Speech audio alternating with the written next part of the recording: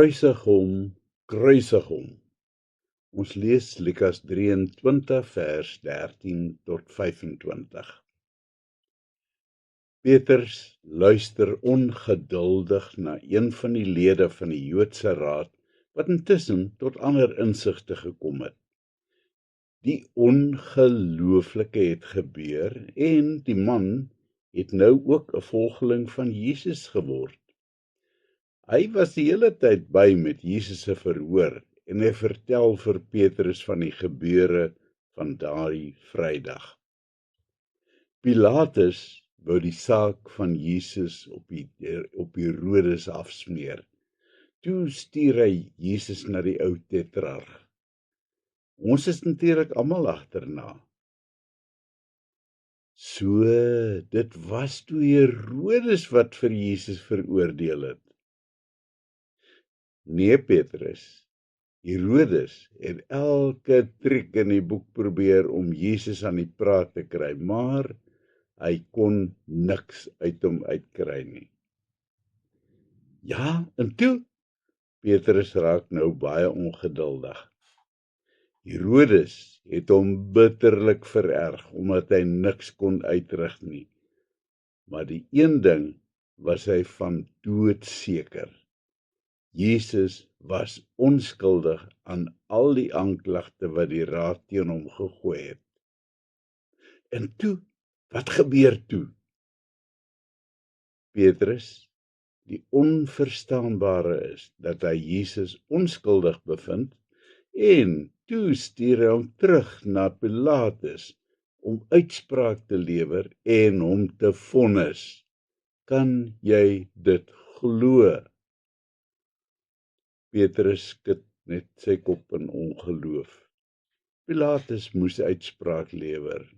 Hy stel dit baie duidelik aan die priesterhoofde en die Joodse Raad dat hy hulle saak baie deeglik ondersoek het en dat sy finale bevinding is dat Jesus onskuldig is.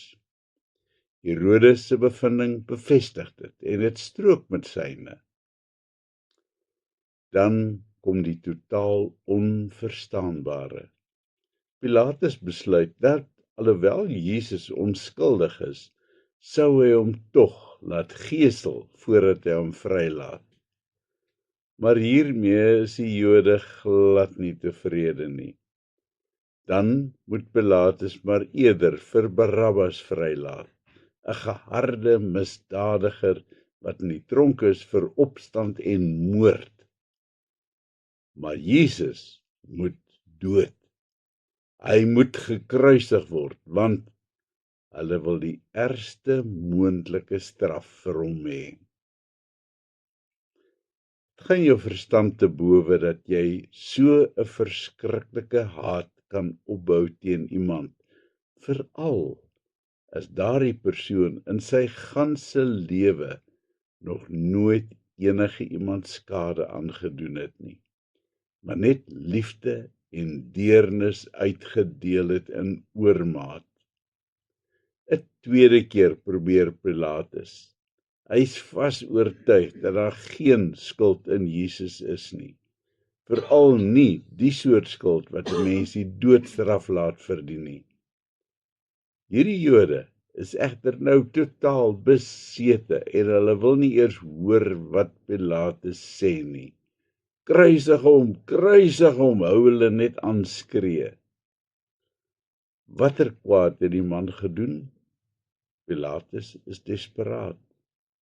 Vir 'n derde keer probeer hy vergeefs om die Jode tot ander insigte te bring, maar hulle hou net aan skree, al harder en harder. Kruisig hom! Nou is dit nie meer net die volksleiers nie, maar hulle die hele volk saam met hulle opgesweep. Ook diegene wat slegs enkele dae tevore nog in verwondering aan Jesus se lippe gehang het. Kruisig hom! Die duiwel was desperaat om vergoed van Jesus ontslae te raak.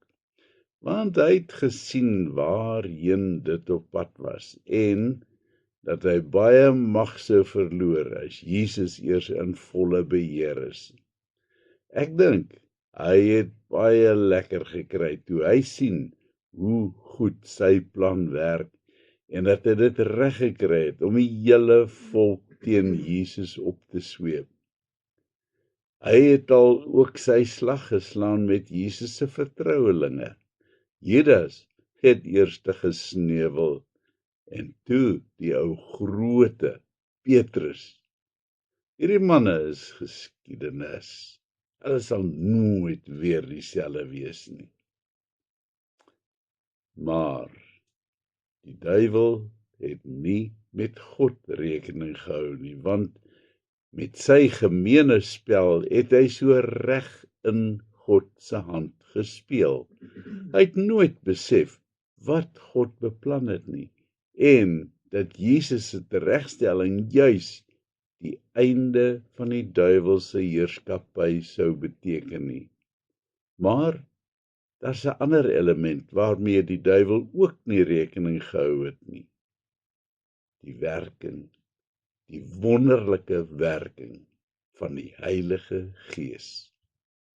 Hierdie disippels wat hy so uitmekaar gejaag het, ook Petrus wat so hard geval het, sou laaster die heerlike, onmeetlike krag van die Heilige Gees beleef op Pinksterdag. Daar sou die Here hulle ophef uit die ellende waarin die duiwel hulle probeer dompel het en hulle sou kragtige getuies vir Jesus word. So groot was die krag waarmee hulle gevul is, dat selfs baie van die volk wat saam geskree het, kruisig hom, later ook volgelinge van Jesus geword het. Ons wil ons dikwels so blind staar teen die werke van die bose, dat ons nie die wonderlike hand van God kan raak sien nie. Maak jy vandag 'n koerant oop, dan is al wat jy sien die verskrikking van misdaad, bende geweld, gesinsmoorde, oorlog, verkrachtings en nog baie meer. En dan hang die donker wolk van klimaatsverandering oor ons koppe. Ons word gekondisioneer om met oogklappe deur die lewe te gaan en net al die slegte dinge raak te sien. Dit het tyd geword dat gelowiges 'n slag daardie oogklappe afruk en begin kyk na die wonderlike dinge wat elke dag rondom ons gebeur. Wonderwerke wat om ons plaasvind, wat ons maar net aan die hand van God kan toeskryf. Die verskriklike inperkings van COVID-19 5 jaar gelede het veroorsaak dat ons moes begin om eredienste uit te saai. Vandag bereik dit 5 keer soveel mense as voorheen. Draai jou 'n kop 'n slaggie weg van die duiwelse werk en kyk na God se wonderlike werke. Stel dan jou lewe tot beskikking van die Heilige Gees, dieselfde onveranderlike, onverganklike Heilige Gees, wat vir Petrus en die ander opgetel en verhef het. Laat hom toe om jou ganse lewe te vul en jy sal 'n kragtige getuies van Jesus wees, nes hulle.